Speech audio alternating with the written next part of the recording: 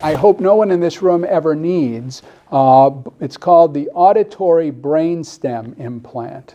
And I have patients who have a special type of ear tumor. Remember we talked about that at the beginning, the acoustic tumor, who have it on both ears. So that's a nightmare, right? Because these people are going to actually lose their hearing in both ears.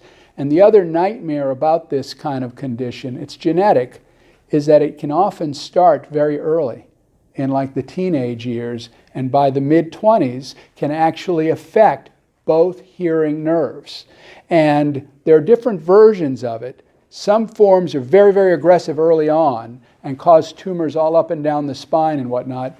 Some are more indolent, and we diagnose them later and the tumors are growing. But in that case, one of the things you need for a cochlear implant is you need a hearing nerve to go from the cochlea to the brain.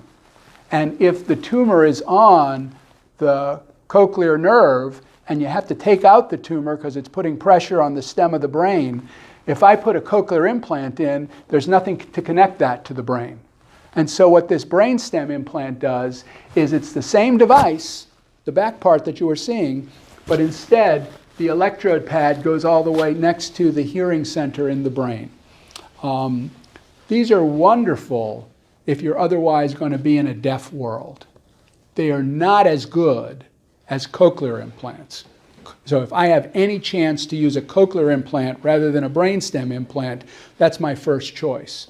But it gives us something to do when the anatomy isn't there for a cochlear implant.